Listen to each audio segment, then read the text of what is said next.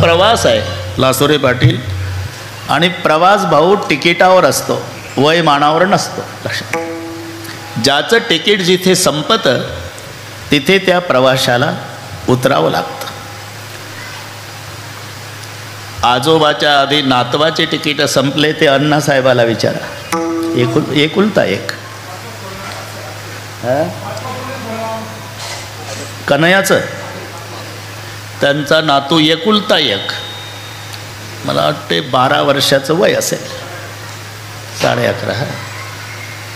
5वं पुण्यस्मरण आजच त्यांच्याही नातवाचं आहे. त्यांना विचारा. आजोबाच्या प्रेत यात्रेला नातू असतो, बापाच्या प्रेत यात्रेला आई वडील असते, ते मुलं बाळ असतात. पण जेव्हा नातवाच्या प्रेत यात्रेत आजोबानं राहावं,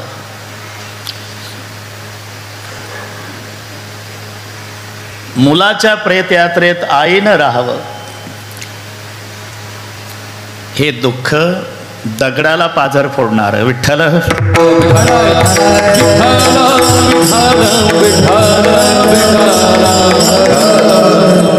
मग आपल्या हातात काय आहे? एवढंच. असलेल्या परिवाराला एकमेकांनी हिम्मत एकमेकाला देणे, यापेक्षा दुसरं काही नाही. मोठ्याचे शब्द आहे. बाबरी मस्जिद पाडली त्यावेळेला नरसिंहराव पंतप्रधान होते, आणि त्यांनी तातडीची मीटिंग बोलवली, खासदार लोकांना बोलवून घेतलं, सगळे मंत्री, लोकसभा. त्यांचे शब्द सांगतो. आप सभी को इकट्ठा बुलाया इसलिए कि विध्वंस का जवाब क्या होता है. मोठी माणसं विचारानं, पंतप्रधानाचा प्रश्न सगळ्यांना, गप बसले सगळे. विध्वंस का जवाब क्या होता है, कोणीच बोले ना. अरे विध्वंस का जवाब तो प्रतिविध्वंस नहीं हो सकता, तो विध्वंस का जवाब होता है पुनर्निर्माण. उत्तर आहे. म्हणून आपण डोकं फोडलं तरी आपली व्यक्ती पुन्हा येत नाही, हे चांगलं माहिती आहे. आता एकच, असलेला परिवार एकमेकाला हिम्मत देऊन सांभाळणे. विठ्ठल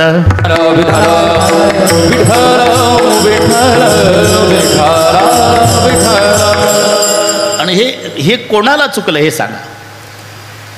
ज्याच्या जसं नशिबात आहे त्याप्रमाणे हे सगळे घडत असतं.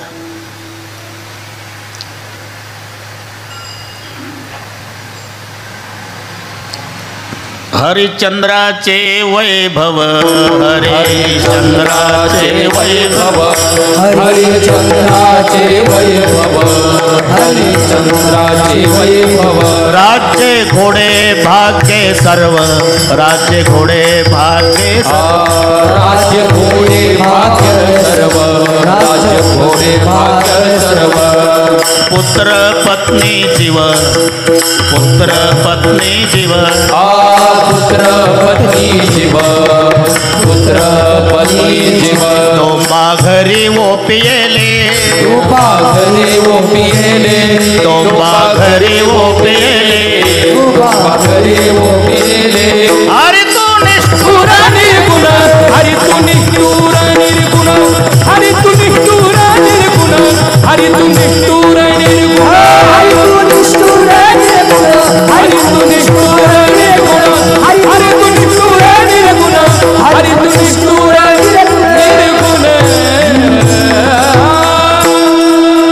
हरिश्चंद्राचे वैभव, राज्ये घोडे भाग्य सर्व, पुत्र पत्नी जीव डोंबा घरी ओपियेली. सामान्याचं जाऊ द्या, या दुःखाने कोणाला सोडलं. नुसतं पाणी मागितलं अण्णासाहेब, राजा हरिश्चंद्रानं 10 नोकर पळत यायचे, घ्या मालक पाणी घ्या, मालक पाणी घ्या.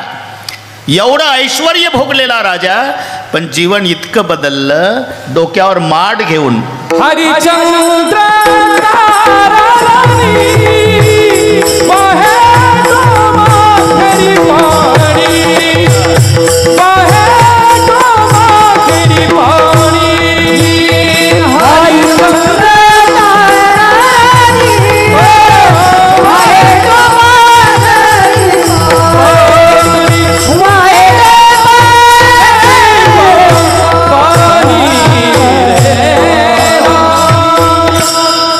हरिश्चंद्र तारा राणी, वाहे डोंबा घरी पाणी.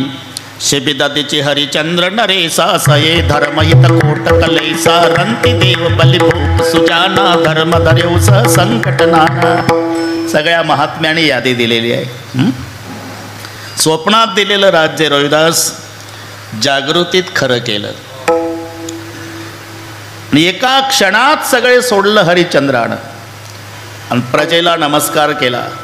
ज्या सिंहासनावर बसल्यावर प्रजा शालूट ठोकत होती त्या प्रजेला इतकं बदललं की नमस्कार केला. हरिश्चंद्र म्हणाले, आजपासून तुमचे मालक विश्वामित्रजी आहे, मी त्यांना दान केलेलं आहे राज्य, पण 3.5 तोळे सोनं द्यायचं राहिलं म्हणून आम्ही काशीच्या मार्केटला जाऊन बायको मला विक्रीला ठेवतो आणि मग ते सोनं विश्वामित्राला देतो. आजपासून तुमचे मालक विश्वामित्र. स्वामी सांगतील तेची मान्य करा. जाताना सांगतो हरिश्चंद्र प्रजेला आणि निघाले. वाढवत नाही, सगळे पाठ आहे तुम्हाला, अगदी थोडक्यात. मी कशा करता सांगतो, मन हलकं करू नका. मोठ्याने काय काय भोगलं तिकडे पाहून आपलं वजा करा. विठ्ठल विठ्ठल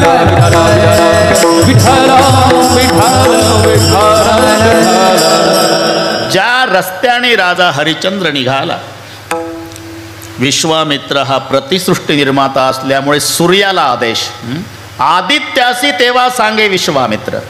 अरे हे तिघं चालले ना रे, त्या जंगलात इतकं उष्णता, इतकं ऊन तापा, परिणाम वृक्ष हे जळाले, उन्हानं पाषाण उनले, त्या पंथे चालिले तिघे जण. हरिश्चंद्र तारा उपवासी आहे आणि 5 वर्षाचा राजपुत्र. पुन्हा परीक्षा. ब्राह्मणाच्या वेशात विश्वामित्र, एक ब्राह्मणीन एक ब्राह्मणाचं पोर 5 वर्षाचं. आम्ही काशीहून आलो यात्रा करून. पाय पोळता तो, तुमच्या पायातल्या चपला जोड्या आम्हाला द्या. हरिश्चंद्रानं जोडा त्या ब्राह्मणाला दिला. तारा राणीनं चपला त्या ब्राह्मणींना दिल्या. मायबापाची कृती पाहिली भाऊ. लेकराला सांगावं लागलं नाही रोहिदास, शुद्ध बीजापोटी त्यानं आपल्या पायातल्या चपला काढल्या आणि त्या ब्राह्मणाच्या लेकराच्या पायात घातल्या आणि तिघांनाही ब्राह्मणाला नमस्कार केला. आता पुढे तिघा देवणिया जोडे अंजनी म्हणे जाते पुढे. पुढे प्रवास कठीण पायी नाही पायाचरण, पायी नाही पायाचरण, पायी नाही पायाचरण. पुढे प्रवास कठीण पायी नाही पायाचरण, पायी नाही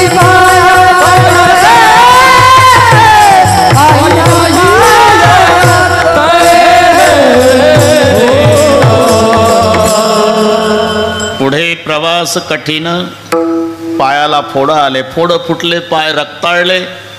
काशीच्या मार्केटला उभ्या आहे तिघं, उपवासी आहे 2 दिवसाचे. दुपार झाली तरी ग्राहक लागत नाही राजाला. दुपार नंतर ग्राहक लागलं तारा राणीला. ती काशीची वेश्या. तिचा उद्देश होता, सुंदर आहे, सौंदर्य संपन्न आहे, हिला पैशाच्या जोरावर विकत घेतलं की आपला उद्यापासून वेश्या व्यवसाय चांगला चालेल, म्हणून वेश्येनं विकत घेतलं राणी तारा.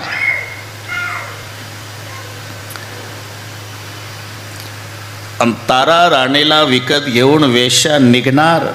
योग आहे, कौशिक ब्राह्मण मार्केटला आले सहज येऊन. आणि त्या ब्राह्मणानं बघितलं,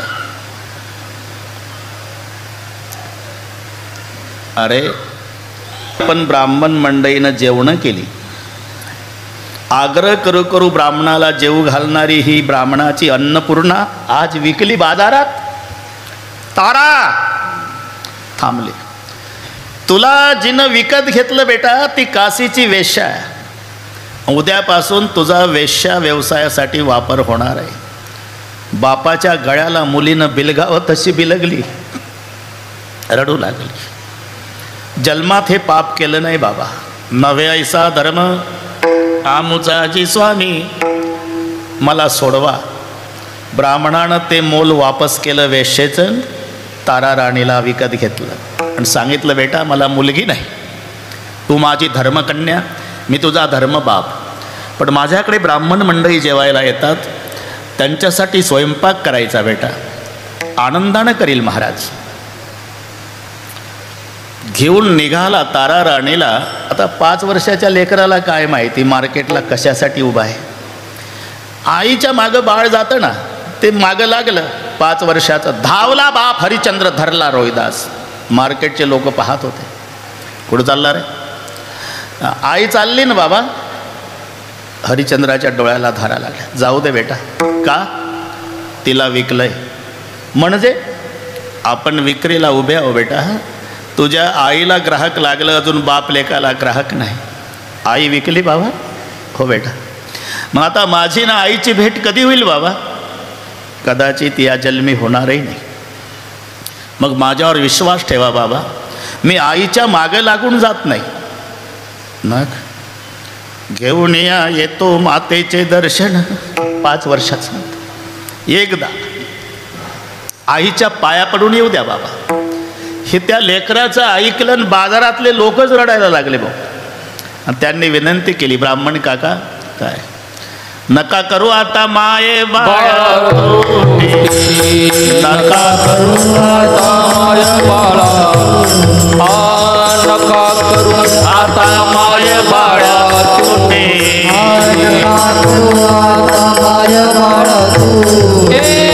बघवे ना दृष्टी आभासी, बघवे ना दृष्टी आभासी,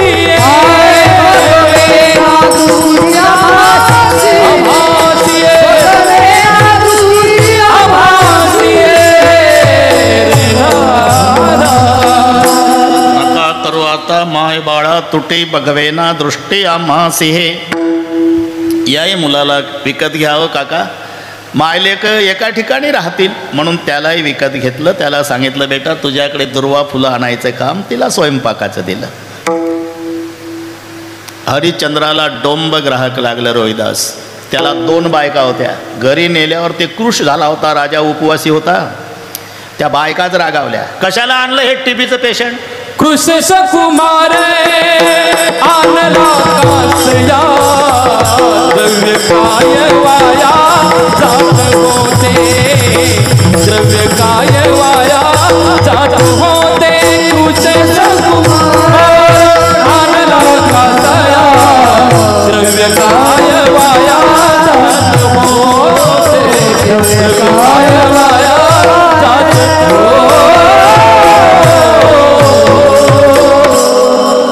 क्रोश सकुमार आणला कासया, द्रव्य काय वाया जात होते. आता आणला तर भर म्हणावं पाणी. 2 दिवसाचा उपवासी राजा माठ दिला डोक्यावर. पुन्हा परीक्षा. विश्वामित्रानं ते रांजणाला छिद्र पाडून ठेवलं, ते रांजणच भरेना. त्या बायका म्हणल्या, नुसता नाटक करतोय हा, सकाळपासून पाणी भरणं चाललंय, रांजणात थेंब नाही. दोघेही उभ्या राहिल्या. 2 बायका होत्या.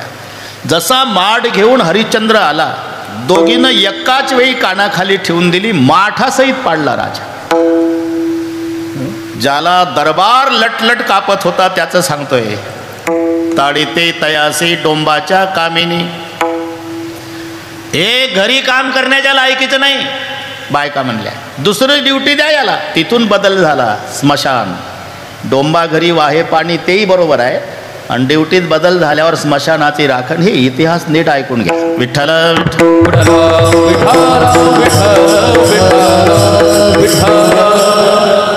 चक्कर मारायची रात्रभर. घोंगडं उजव्या खांद्यावर, काना एवढी उंच काठी, हातात कंदील. ड्युटी. पुढचं सगळे माहिती आहे. 5 वर्षाचा रोहिदास बालमित्रासोबत दुर्वा फुलं आणायला गेला. सर्पदंश झाला, मरून पडतो. त्याच्या आधी तो चिमुकला. रोहिदास मित्रांना रडू रडू सांगतोय, मरतो बाबा रे, पण आज बोलतो तुम्हाला, मी सामान्य नाही, राजाचा पुत्र आहे. आमच्यावरती वेळ आली. ती माझी आई आहे ना, स्वयंपाक करते, ती स्वयंपाकीन बाई नाही. हजारो बाया तिच्या हाताखाली होत्या. मरतो आता. तुम्ही जाऊन माझ्या आईला सांगा तुमचा रोहिदास सर्पदंशानं मेला म्हणावं. माझी आई तुमच्या गळ्याला बिलगून रडेल ना, तिचे अश्रू पुसून सांगा. तुमच्या मुलानं सांगितलं म्हणावं, आई शोक काही वाया करू नको, जे नशिबात असतं ते घडतंय. आईला सांगा माझ्या, नाशिवंत देह गेला असे विलया, शोक काही वाया करू नको, क्षणोक्षणा तिच्या संभोकावी म्हणान तुम्हासी प्रार्थना हेचे, आता सोडेला प्राण रोहिदासे. ते मरून पडलं. पाकशाळेमध्ये होती त्याची माता श्रुत केली वार्ता सांगत्याने सगळे मित्र आले. आई साहेब, तुमचा 5 वर्षाचा रोहिदास सर्पदंशानं मेला. पोळपाट लाटणं फेकून दिलं आणि त्या लुगड्याच्या पदराला मळल्या पिठाचा हात पुसून माय पळत आली जिथे रोहिदास रोज दुर्वा फुलं आणायला यायचा. अंधार पडला होता. आई चौकशी करत होती. रोहिदास, आता प्रेत बोलतं का लासुरे पाटील? तिच्याच पायाला लागलं. अंधारात बसली, पाहिलं तर मुलाचं प्रेत, हिरवे डोळे. राजाची राणी आहे अण्णासाहेब, पण एकुलत्या एक राजपुत्राचं प्रेत गुंडाळ्याला कापड खरेदीला पैसे नाही. एवढं दुःख आहे का आपल्या जीवनात? जरा वजावाक्या करा. अर्धी साडी फाडली त्या माऊलीनं आणि त्या अर्ध्या साडीमध्ये प्रेत गुंडाळलं. स्मशानात गेली. सरपण विकत घ्यायला पैसे नाही. उरलेलं सरपण गोळा केलं. रात्रीचे 12 वाजले. एवढा ढीक केला त्याचा, पेटवला. त्याच्यात ते प्रेत टाकणार. एकुलत्या एक लेकराचं भूतकाळ आठवला. माय आहे शेवटी. पुढं ठेवलं. त्याच्याकडे पाहून रात्रीच्या 12ला, रोहिदासा, भरतार हरिचंद्र. माय रडते डेड बॉडीजवळ. भरतार हरिचंद्र गेला कोणीकडे, दुःख कोणा पुढे सांगू आता. दैवाची मेहीन फुटके प्राक्तन, केल्या तिघा 3 वाटा देवा. रडता रडता छाती भिजली रोहिदास तारा राणीची. का भिजली म्हणून पाहिलं तर पाण्यानं नाही, वात्सल्य भाव आवरला नाही तर स्तनाला दुधाच्या धारा लागल्या होत्या. आणि मग त्या प्रेताला कवटावून रडू रडू विचारू लागली, आता बाजू कोणा रोहिदासा, आता बाजू कोणा रोहिदासा. तरी तराणी माझ्या सैनियाला पाणा, तरी तराणी माझ्या सैनियाला पाणा. आता बाजू कोणा रोहिदासा, आता बाजू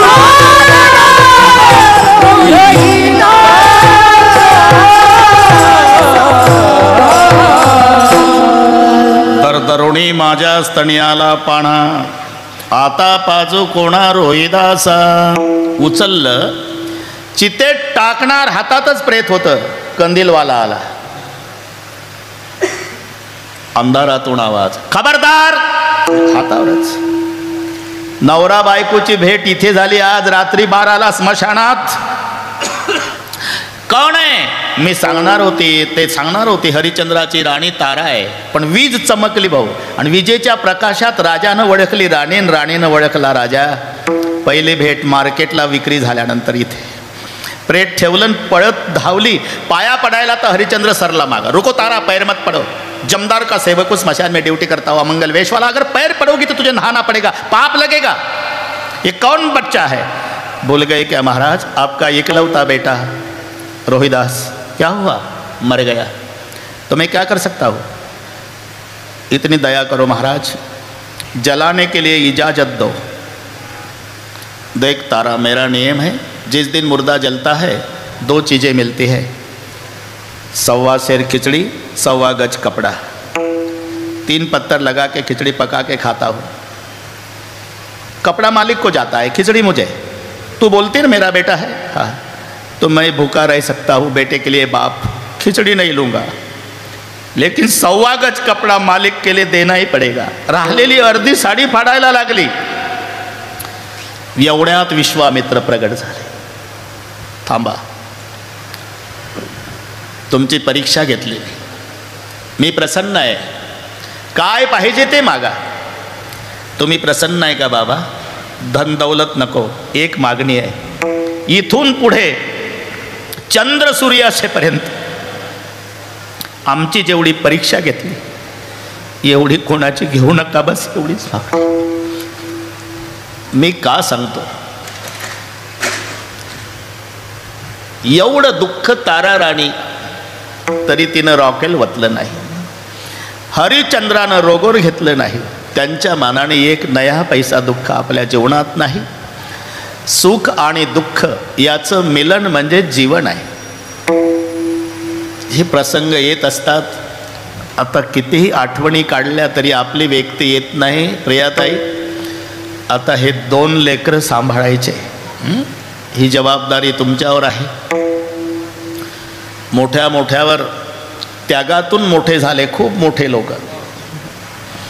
आता उदाहरण घ्या, द्रौपदी ताई मुर्मू, 2 मुलं मेली, नवराही मेला, होतं घर शाळेला दिलं, त्या त्यागात भारताचं नेतृत्व करणार.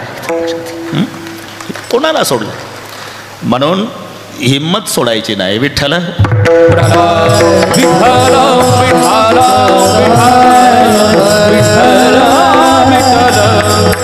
हे कोणाला चुकत नाही. जे भोग आहे ना ते भोगावंच लागतं, त्याच्यात कोणी बदल करू शकत नाही. जे जे लिहिले प्रारब्धी, जे जे लिहिले प्रारब्धी,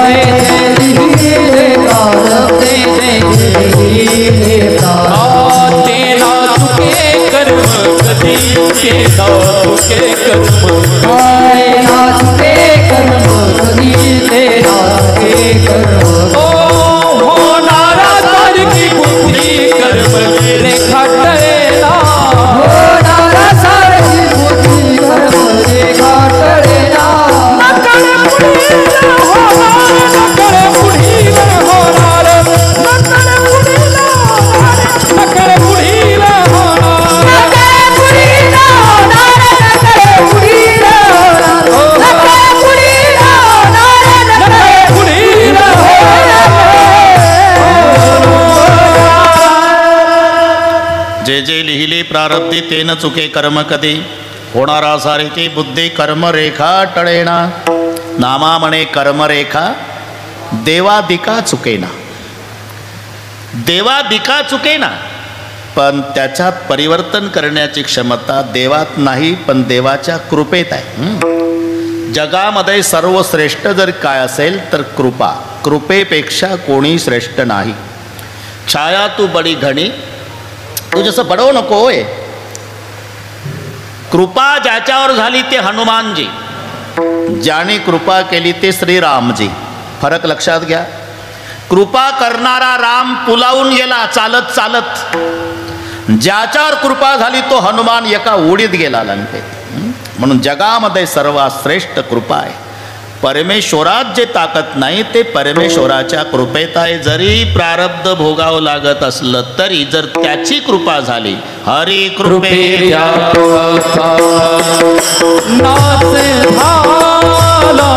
हरी कृपेचा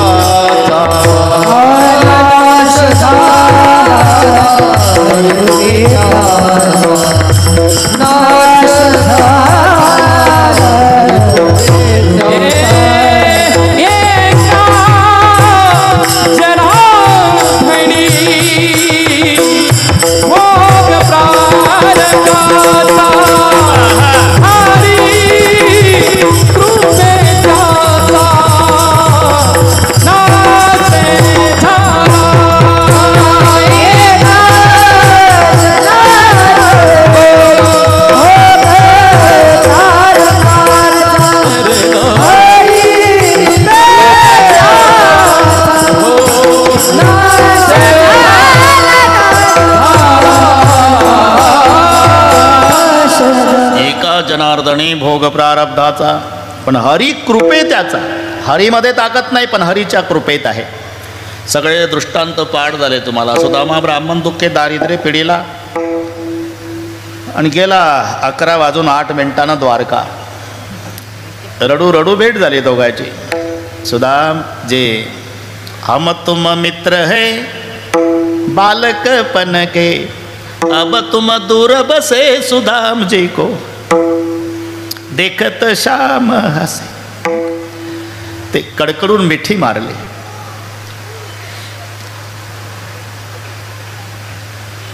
एक मजा सांगतो.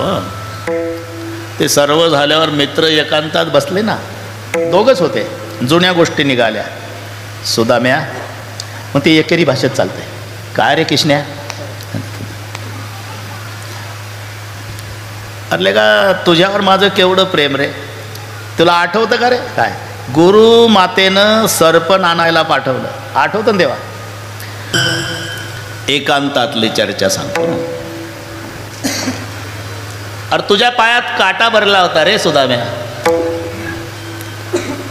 आठवतं देवा? निघे ना, मी मांडी घालून बसलो जंगलात, दोघंच होतो आपण. तुझा पाय घेतला मांडीवर. कोणी? ज्याच्या पुढे 33 करोड देवता लाईन लावू. मांडीवर पाय घेतला, काटा काढण्याचा प्रयत्न करायचो, निघे ना रे. मग तुझ्या तळपाळातला काटा मी माझ्या दातानं उपसला.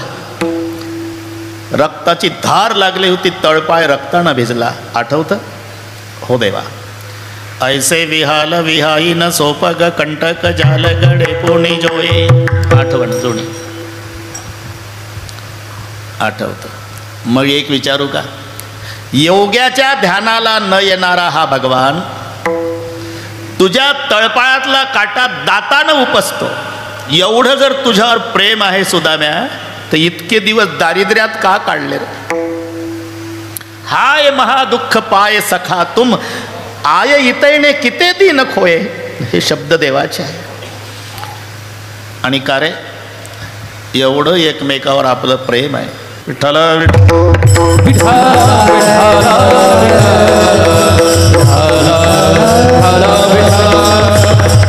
एवढं एकमेकावर प्रेम असताना गुरुमातेनं दिलेले हरभरेले का एकट्यानं खाल्ले?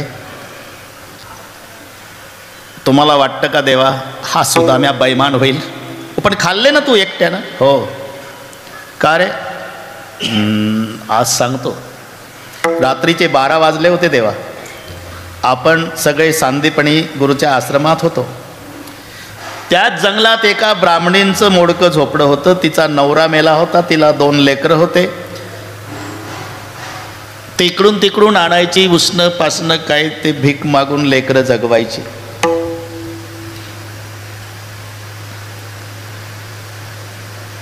आठवत.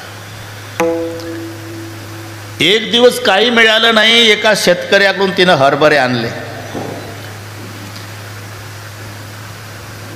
अर्धे हरभरे मुलांना खाऊ घातले. उद्या काही मिळालं नाही तर लेकरं उपवासी राहू नये म्हणून अर्धे तसेच ठेवले. ती गाठोडी बांधली आणि त्या उतरंडीत, पूर्वी उतरंड असायची, उतरंडीत ठेव.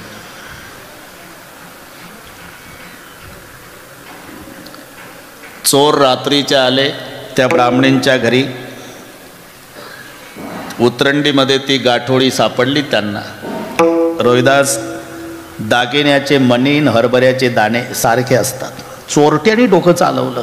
दागिन्याची गाठोडी आहे. ती गाठोडी काढली, घाई निघाले. त्यांच्याच धक्क्यानं उतरंड पडली, ब्राह्मणीन जागी झाली. सुदामा सांगतो द्वारकेत देवाला. तिच्या लक्षात आलं चोरीचं काय माझ्या घरात. लेकरासाठी ठेवलेले हरभरे चोरटे घेऊन चालले म्हणून मागं पळाली. जा घेऊन, नवरा मेला माझा, लेकरं भीक मागून जगवते मी. उद्यासाठी गाठोडीत हरभरे ठेवले होते बांधून, तेही लेकराच्या तोंडचा घास घेऊन चालला. शाप आहे माझा ब्राह्मणींचा. हे हरभरे जो खाईल जन्मभर दरिद्री राहील. फक्त सुदामा जागा होता आश्रमात, त्यानं ब्राह्मणींचा शाप ऐकला होता. चोरट्याच्या लक्षात आलं दागिने नाही, हरभरे आहे. चालू मध्ये फेकून दिली गाठोडी आश्रमात. तीच गाठोडी सकाळी गुरुमातेनं यांना दिली, ज्याच्या मागे शाप होता. देवा मी विचार केला,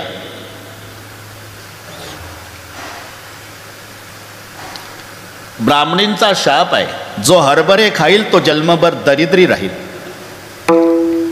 माझ्यासारखे हजारो दरिद्री झाले तरी चालेल, पण जगाचा बाप जर दरिद्री झाला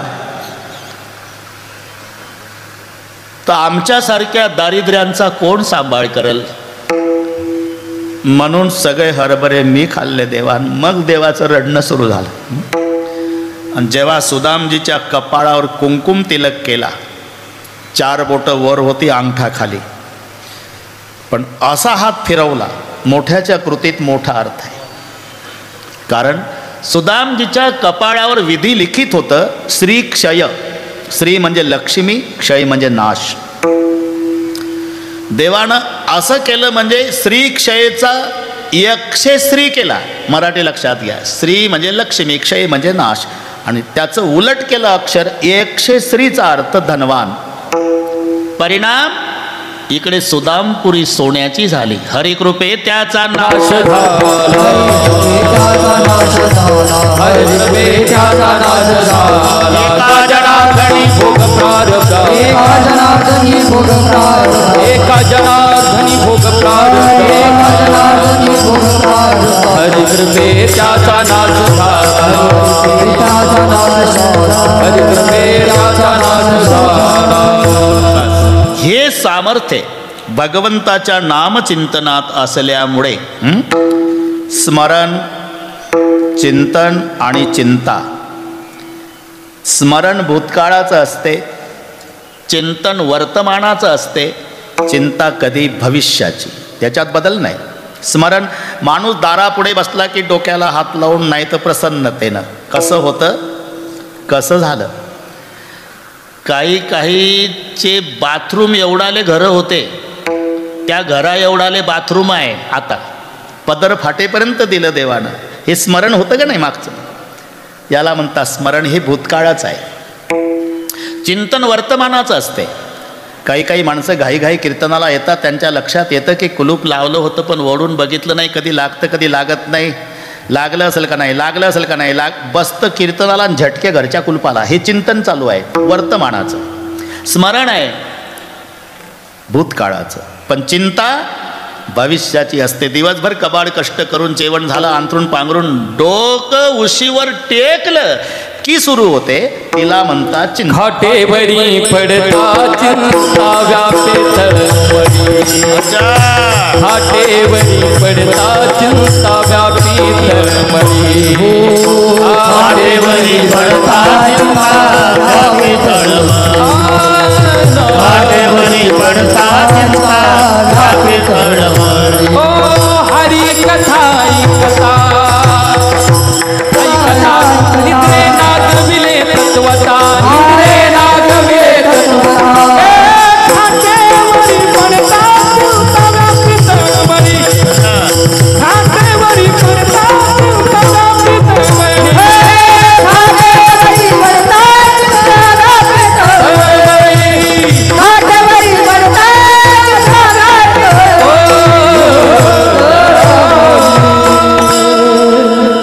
खाटेवरी पडता चिंता व्यापी सुरू होते. तिला म्हणतात चिंता. एकनाथ महाराज म्हणतात, तुम्ही चिंता करण्यात वेळ घालवताना त्यापेक्षा चिंतन करा. चिंतेत नका वेळ घालवू, चिंतनात वेळ घालवा. आणि जर तुम्ही चिंतन केलं ना तर तुम्हाला चिंता करायची गरज राहणार नाही. तुझी चिंता त्याची सर्व आहे. अच्छा, तुझी चिंता त्याची सर्व आहे. तुझी चिंता त्याची सर्व आहे. तुझी चिंता त्याची सर्व आहे. आवडीने भावे नाम घ्यायची. आवडीने भावे हरी नाम घ्यायची. आवडीने भावे हरी नाम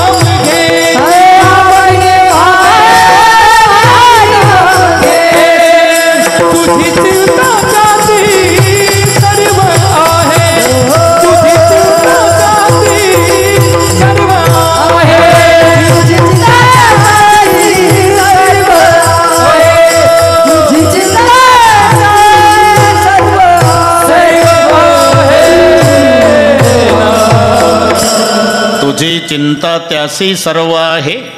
मग तुम्हाला चिंता करण्याची गरज नाही. तुम्ही ते चंद्रभागेच्या वाळवंटातलं फिरतं दुकान पाहिलं का अण्णासाहेब? नवरा बायको पुस्तकाची विक्री. ते पुढं म्हणतंय हे मागं 7व्या दिवशी 6वीचा फेरा गोपी बाळातील जपून धरा निज त्या वेळेला आंघोळा करा जो बाळा जो. ती पुढं म्हणते शिवाजीचा पाळणा किंमत 10 रुपये विक्री. हे भसाड्या आवाजात म्हणतं पत्नीने पतीचे नाव घ्यायचे पुस्तक किंमत 40 रुपये. मग गरजू लोक आणतात त्याच्यात जसं आहे तसं पाठ केल्या जातं. गरजूचं सांगतो मी. हां मोत्याचा पाऊस सोन्याच्या धारा राव निघाले लढाईवर अब्दागिरी धरा. जातं दुष्काळी रोडवर पण राव निघाले लढाईवर. अब्दागिरी कुठलं खोरण टोपलं कायमचं डोक्यावर. एवढं नाटकी नाव त्याची बायको एकदा घेते तर तिला सांभाळण्याची जन्मभराची चिंता पतीवर येते. थोडं घरी गेल्यावर डोकं चालवा. एकदाच्या नाव घेण्यामध्ये पत्नीची जन्मभर चिंता पतीला तर रात्रंदिवस भजन केल्यावर तो काय देव झोपा काढल का? मग तुझी चिंता इथपर्यंत आलो आपण. त्याशी सर्व आहे. हां ते कसं येऊ द्या आम्ही तुझे. ते असं कोणी नियम सांगितला का रे? पहिल्या चरणात सांगतात. अरे जिथे घुसायचं तिथं फक्त घुसता आलं पाहिजे बुवाला. कीर्तन म्हणजे काय? प्रमाणं आयतेच असतात फक्त त्याचं वेल्डिंग करायचं. वेल्डिंग व्यवस्थित करता आलं की झाला कीर्तनकार. नाही तर पोटासाठी पोट ते वेल्डिंगच आहे. बुवाचं व्याख्यान चाललं पोटावर. विते एवढे पोट एवढा बोबाड तळ्याचा पोट लागले पाठीशीन पोट हिंडवी देशोदेशी पोटा भेने जिकडे जावेन तिकडे पोटची येते सवे एका टाळ करायला नाही दम निघला आजी देतो पोट भरी. अरे काय चाललंय? हां म्हणून ते आपलं तुझी चिंता त्याशी सर्व आहे. पण नाम घेताना 2 शब्द घातले भाऊ आवडीने भावे. त्या 2 शब्दाचे 2 अर्थ आहे लासुरे पाटील. भावे म्हणजे श्रद्धेनं आणि आवडीने म्हणजे प्रेमानं. श्रद्धा आणि प्रेम या दोन्हीची गरज परमार्थात आहे. श्रद्धावान लभते ज्ञान. भाव वेगळा आणि भाव वेगळा. उच्चार सारखे आहे. मी त्या दिवशी सांगितलं राईट राईट काय फरक आहे का? WRIT RIGST. पण उच्चारात अर्थ उजवान बरोबर. KN व Wचाही नोच होतो आणि NOचाही नोच होतो. उच्चारात नाही फरक पण एक जाणणे आणि एक नाही. तसं भाव आणि भाव कन्हैयाला लक्षात. भाव बरं सुटसुटीत सांगतो रोहिदास. भाव ठरवून घेतल्या जाती त्याला वस्तू म्हणतात.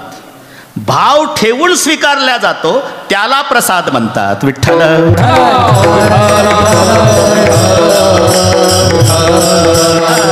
आपण आता साईबाबाच्या शिर्डीमध्ये आहो. ते काय सांगाल तेवढे पैसे दिले दुकानदाराला. ते गिऱ्हाईक लय चांगलं सांगा ना व्यवस्थित भाव लावा ना. ते त्या दुकानात तर एवढ्यालाच मिळतं तुम्ही काय लावताय राव. हे ठरवू घेतल्या जातं. याचं नाव भाव आहे. ठरवू घेतल्या जातं. आणि तोच पेढ्याचा पुडा नारळ आम्ही भाव ठेवून घेतो तेव्हा नारळ आहे. भाव ठरवून घेतो तेव्हा तो पेढा आहे. पण साईबाबाच्या चरणाजवळ ठेवल्यावर ब्राह्मण आम्हाला देतो त्याच्यावर आमचा भाव हा प्रसाद आहे. विठ्ठल आवडीने बरं का रोहिदास तू ऐकत राहत जा. वरी मते एक आहे रूढ धरावा आवडी मध्ये आहे रूढ धरावा. ओ जाणीव लागवणे लागुने देतो ठाव. ओ मनवोनी संगताची सेवी आज वैभव. ओ तुझ्या परितेची झाली देवी आज वैभव. सुखे मिली गलोगा तुझ सारून देते.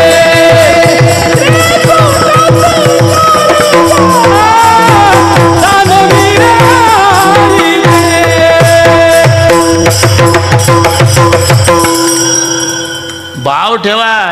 नितीन गडकरी,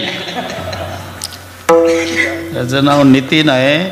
इथून इकडे रोड झाले, त्याच्याच भागातले राहिले. शिर्डीपासून झाला समृद्धी. तुमचा भाग काय चालू आहे? अरे हे काय तुझा दोष नाही, पूर्वीपासूनची परंपरा आहे. मनोज सलूनवाल्याची दाढी वाढलेली तो दुसऱ्याच्याच करतो. जाऊ द्या, दुसरी चाललं कीर्तन आपलं. विठ्ठल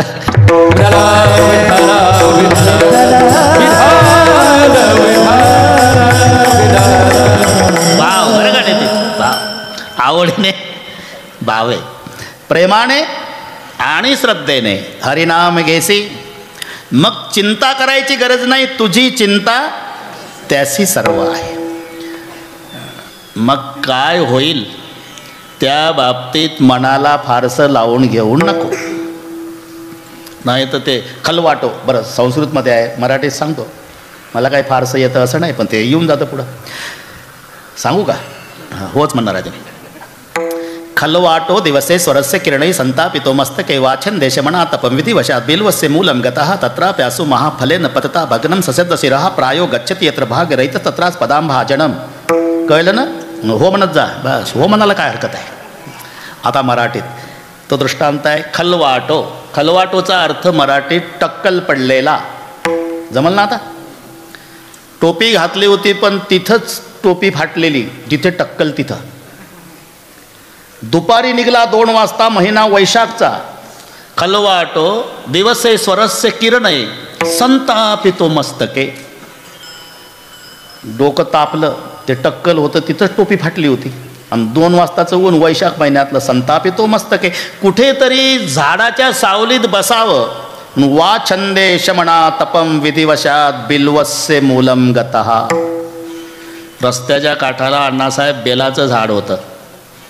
हे तापल्या डोक्याचं तिथं गेलं, झाडाला खोडाला डोकं टेकून बसलं. पुढं पाहिलं तर रानामध्ये भोपळे होते. ते इकडे भोपळ्यात म्हणतात ना भाऊ, ते 40 किलोचा डांगर. सेगावला गजानन महाराज मंदिरात त्याची भाजी आवडीनं असते. डांगर 40 किलो, 42 किलो, अंगठ्या एवढा वेल, आणि त्याला 42 किलोचं डांगर. आणि हे तापल्या डोक्याचं खोडाला टेकून बसलं आणि यानं सुपीक डोकं चालवलं. काय म्हणला, देवालाही अक्कल नाही. हे टक्कल पडलेलं. अंगठ्या एवढा वेल आहे म्हणला, त्याला 40 किलोचं डांगर लावलं. एवढं झाड बेलाचं, त्याला अर्ध्या किलोचं. देवा, हे डांगर तिथं लावलं असतं तर तुझं काय बिघडलं होतं? देवाला वाटलं का टक्कल्या, तुला अक्कलच आणून देतो. म्हणून बरोबर 500 ग्रामचं बेल वरून पडलं. कुठं? जिथं टक्कल पडलं, टोपी फाटली, 2च्या उन्हात तापलं, तिथं पडलं अर्ध्या किलोचं बेल. उडी मारून बेल बाजूला, टोमॅटो एवढं टेंगूड. फाटकी टोपी काढून डोकं खाजवलं. म्हणला, देवा तुझंच बरोबर आहे. हे जर डांगर तिथं असतं तर येड्या बाबूचं सरपण आणायची चिंता करायची गरज नाही. तुझी चिंता त्यासी सर्व आहे. नको खेद करू कोणत्या गोष्टीचा.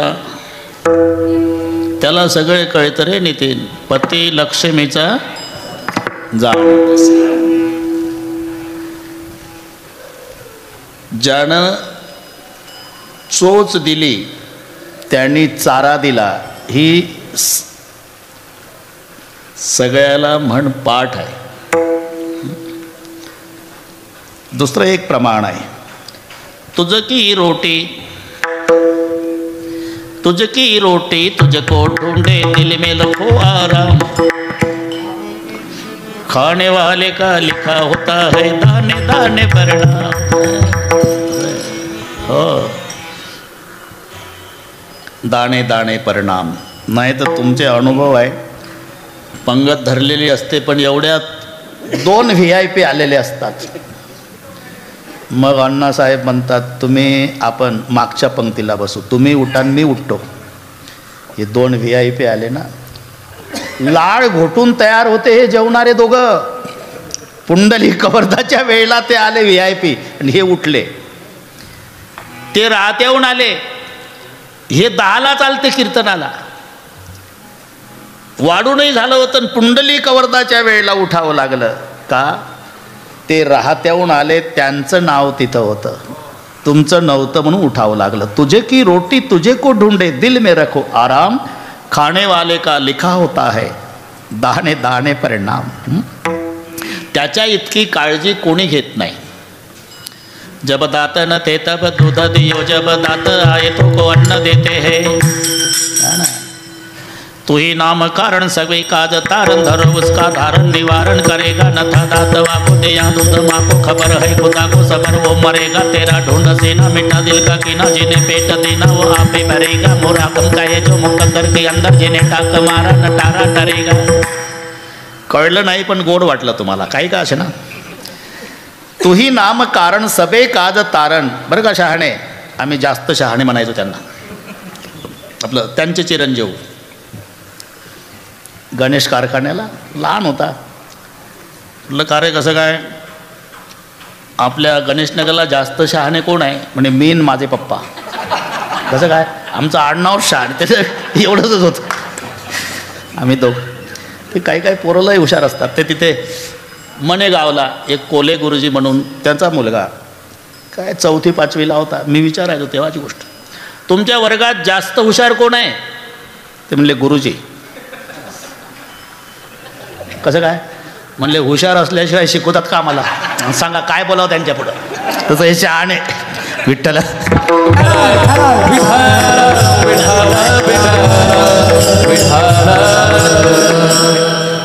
तो ही नाम कारण सबे काज तारण, धरो उसका धारण निवारण करेगा. नथा दूध नथा दात वाको, दिया दूध माको. दात नव्हते भाऊ तेव्हा दूध दिलं, आणि दात आले तेव्हा अन्न दिलं. म्हणून सकळ जीवांचा करीतो सांभाळ, सकळ जीवांचा करीतो सांभाळ, सकळ जीवांचा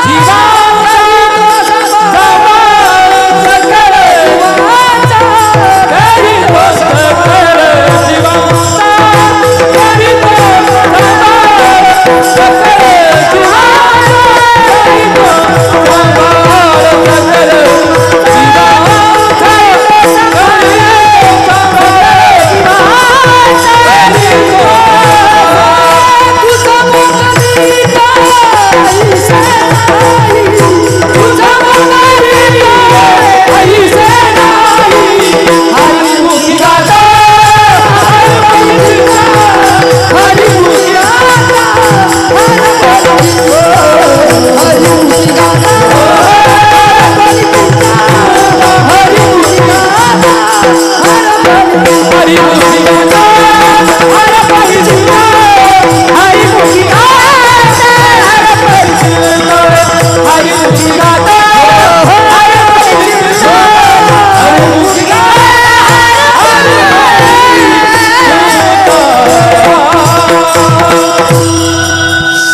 जीवाचा.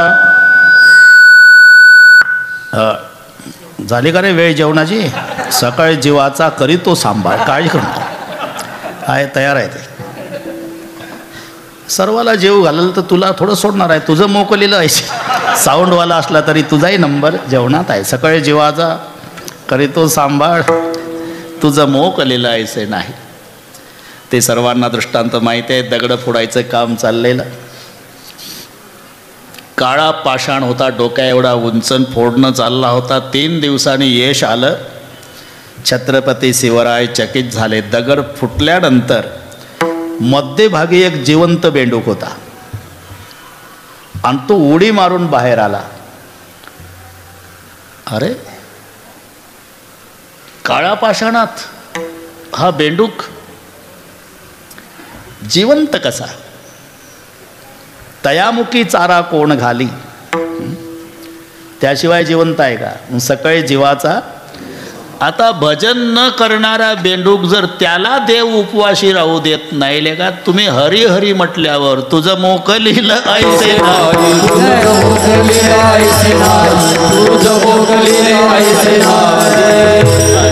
थोडं राहिलं. आता सकाळी जीवाचा करी तो सांभाळ, तुझं मोकलील ऐसे नाही. मग आता काय? आता एकच बरे का प्रियाताई, तुम्हाला, तुमच्या भाऊला, आम्हाला हे अनुभव आहे. अण्णासाहेबाला माहिती आहे, आमचे सगळे भाऊ लहानही गेले मोठेही गेले. फक्त मी आहे तोही बाहेरच असतो. सगळ्या भावजया बिगर कुंकवाच्या बसलेल्या असतात घरी. म्हणजे हे कोणाला सोडलंय ना सांगा. पण कुटुंब प्रमुखाला दगडासारखं व्हावं लागतं. दगडासारखं कठोर, निर्दयी म्हटलं तरी चालेल. कारण परिवाराच्या पुढे रडता येत नाही ताई. आपण जर रडलो तर तुमच्या सासूबाई, सचिन भाऊ, देव, कावेरी यांच्यावर परिणाम होऊन 2-2 दिवस ते जेवत नाही. म्हणून त्यांच्या पुढे रडायचं नाही. सगळे घर झोपल्यावर आतून कडी लावायची आणि मग आठवणी काढू काढू उशी भिजेपर्यंत रडायचं. आपण असलेल्या घडलेल्या घटनेमध्ये बदल करू शकत नाही. मग आता जे चालू आहे त्याप्रमाणे आपण त्याच्यात सहभागी व्हायचं. जैसी स्थिती आहे तैसा परी राहे, जैसी स्थिती आहे तैसा परी राहे, जैसी स्थिती आहे तैसा परी राहे, जैसी स्थिती आहे तैसा परी राहे, जैसी स्थिती आहे तैसा परी राहे, कवा तुझका है तुमते गाते हरि मुक्ति गाता, हर पहली जुता हरि मुक्ति गाता, हर पहली जुता हरि मुक्ति गाता, हर पहली जुता हरि मुक्ति गाता, हर पहली जुता हरि गाता हर मुखी गाता, हरि चिंता, हरि मुखी गाता हर पहली चिंता, हरि गाता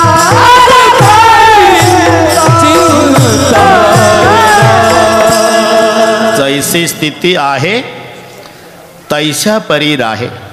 किंवा सावता बाबाच्या भाषेत समयासी सादर भावे, समयासी सादर भावे, समयासी सादर भावे, समयासी सादर भावे, देव ठेविले, देव ठेविले तैसे रहावे, देव ठेविले तैसे रहावे, समयासी सादर भावे, समयासी सादर भावे, समयासी सादर भावे, समयासी सादर भावे, कोणे दिवसी बसुडी हत्तीवरी, कोणे दिवसी पालखी सुभेदार, कोणे दिवसी पायाचा चाकर, चालत जावे देव ठेविल तैसे राहा. कै वहावे जीवन, कै पलंगी शयन, कै कोरड्या भाकरी, कै भोजना ना परी. जैसी स्थिती आहे तैशा परी राहे. राहतातच, राहावंच लागतं. अडचण काय? कुरकुर करत राहतात. म्हणून शब्द घालावे लागले, चित्ती असू द्यावे समाधान, चित्ती असू द्यावे समाधान, चित्ती असू द्यावे समाधान. ठेविले अनंत तैसेची राहावे ठेविले आनंद तैसेची राहावे ठेविले आनंद तैसेची राहावे ठेविले आनंद तैसेची राहावे चित्ती हसू जावे समाधान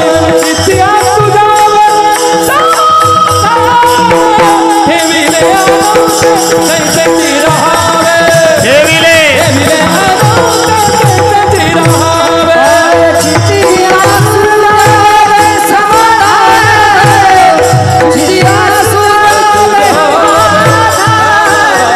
ठेविले आनंद तैसेची राहावे ठेविले आनंद तैसेची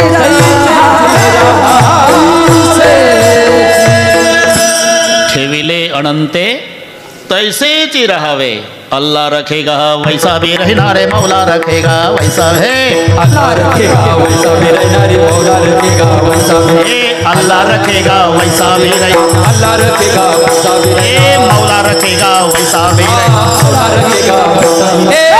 रखेगा वैसा भी अल्लाह रखेगा वैसा भी रहना रे मौला रखेगा वैसा भी अल्लाह रखेगा वैसा भी रहना रे मौला रखेगा वैसा भी अल्लाह रखेगा वैसा भी रहना रे मौला रखेगा वैसा भी रहना रे मौला रखेगा अल्लाह रखेगा वैसा भी रहना रे मौला रखेगा वैसा तैसी स्थिती आहे ठेविले अनंते देव ठेवील तैसे 2-4 कीर्तन होईल एवढं सांगून गेलं मी तैसेची राहावे राहतातच पण कुरकुर करत राहता म्हणून पुढचे शब्द आहे चित्ती असू द्यावे समाधान जैसी स्थिती आहे तैशा परीर आहे समाधान का बिघडतं याचं 2 मजली आहे शेजाऱ्याचं 3 मजली इथं बिघडतंय मग गॅलरीत बसतं डोकं खाजवतं त्याला 4 मुलं मला 4 मुलं त्याची जमीन 100 एकर माझी 100 एकर त्याची 4 दुकानं माझी 4 दुकानं हे सारखं आहे मग माझे काऊन 2च मजले आणि त्याचे काऊन 3 इथं बिघडतं अरे मग टेन्शन घेऊ नको म्हणजे बाकी सगळे सारखं आहे ना महाराज असू दे ना पण इथं डोकं चालव तुझे 4 दुकानं त्याचे 4 दुकानं 100 एकर हे 100 एकर हे सारखं आहे पण शेवटी नशिबाला मान्यता देशील की नाही मग त्याचे 3 न तुझे 2 अरे त्याच्या नशिबानं त्याचे 3 मजले आहे आणि तुझ्या नशिबानं तुझे 2 मजले आहे आणि करुसावे न लगे बहुता आपुल्या संचितावा सोनिया आपुल्या संचितावा सोनिया आणि करुसावे न लगे बहुता आपुल्या संचितावा आपुल्या